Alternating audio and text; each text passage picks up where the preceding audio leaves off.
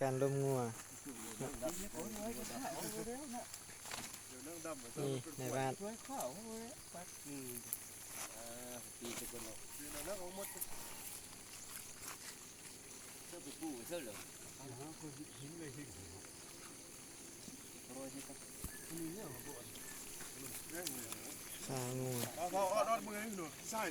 ล้มงัวมาปาดตอนปัดโต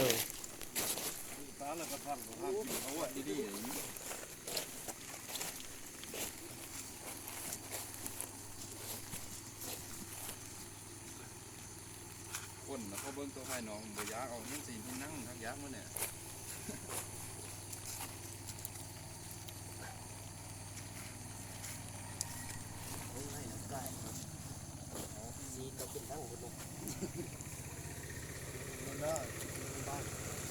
ล้มงัวใหญ่ได้นี่บ้านเฮางั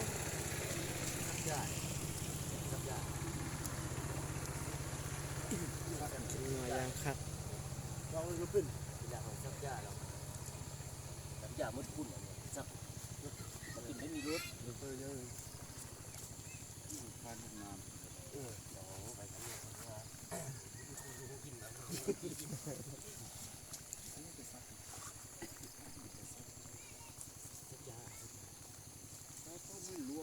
ซักตะกี้คุณตีอย่าบนคุณมันแบบมันเขาบ่ได้เลยมันอยู่ดัง มันหนังหนาหมด บางอันตอนเขาข้าง สักมันตัวเนาะแก้มาแล้ว จะเอาเข้มลึกๆเนาะ พูดมาอยู่กันอะไรไม่ ถ้ามีเรื่องอยู่ออกก็เลย บ่หาเลี้ยงต้อน่ะนะ ล้มงัวใหญ่ โดยพวกโปรตีนกล้ามแล้วก็เบิ้งเฮ้ยมันอย่างบ้านเราอ่ะ มือสังหันให้เอามือสังหันเลยดู ยกขึ้นมาเพิ่งเลยจบ ให้อะไรอยู่เนี่ย รับเอาครับ ผู้ใดมือสังหารน่ะโจ้นี่ ยัดติดบุย้ำเพาะมันง่ายๆ มีการตัดคอได้อมยึดติดบุยึดติดมาก ผ้าสร้างนี่ ตั้งฟาดก่อนละก่อนเนี่ยตาย ร้อย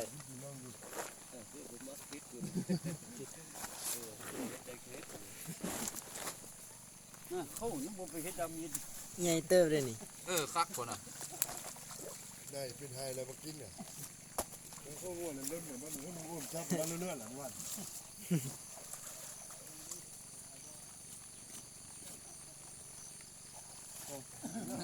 เสร็จแล้วเราแห่เป็นเอาก่อน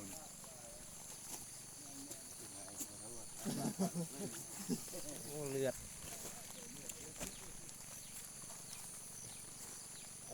ทางบ้านเฮา คนเขาอ่ะ การปัดแข้งปัดขา ตกแรกก็อีกไป นั่นก็แข้งไป เขามาคั่นกันได้พอยังนะเขากันยังได้นั่นโอ้จับมือก็ได้เดียวมันย่องกันก็ได้ การปาดได้เป็น ไปพูดเนี่ย เนี่ยเขาจำได้เอาเลือดออกมาแล้วนะไวเนาะ ถึกลวกมันซื้อขาซีนอยู่จึกเลยขากระดูกก็อยู่เลยโอ้ขาใหญ่ขาหน้าเนาะมีซีนไหนขาหลัง อ้าวยังบ่กินเอาปังอันนั่งออกกันแน่เนี่ย เต้นนั่งเหี่ย น้าก็ปูนนิดนึงดู ที่มันโคตรแล้ว โอ้แต่ถ้าที่ใช่บัดเนี่ยเอานั่งปูกันแน่ ที่มันรวม ไม่ใช่ดอก เอาอย่างไรอยู่ประมาณนั้น นี่ไม่ใช่ได้ไหมได้หนึ่งขาแล้วนี่หนีแล้วเฮาอ่ะได้หนึ่งขาแล้วหนีเลยนี่3 ขา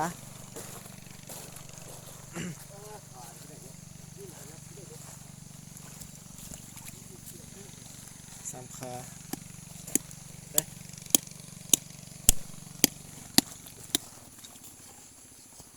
ทะลุกะห้ามเลย ลูกเนี่ยมันเหี่ยวมันเป็นปัดดิปัดเนี่ย ลูกนี่ เฮ็ดมันเหม็นไหน ก็มีลูกไอ้เนาะ ขี้ โพ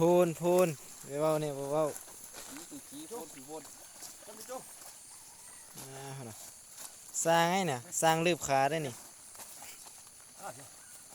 ธรรมดาได้ ไม่มีมันเลย บ่ห้ามมีคง ได้ หุงคาสัตว์ได้นี่บ้านเฮาเองทำเองอันนี้ก็กันซอยได้ โอ้ย นะเหยียบหนังมือ ตามนักกันเจ้าขาวข้าวแล้วก็อิ่มเลยเหรอมัน กินแต่ว่าจังเฮ็ดให้ตักแล้วก็ คนจีนมันมาเลยหัวเขาก็เป็นคนจีนรู้ใจไปมันข้อก็บ่มีแล้ว จะเห็นตัวเล็กตัวจิ๋ว บ้านเฮาเดี๋ยว นี่ยันเบิดโอ้นั่งบ่ได้ยินก็ได้ยินเหรอ ซีนส เร็ ด วแล้วครับเนี่ยมาหิน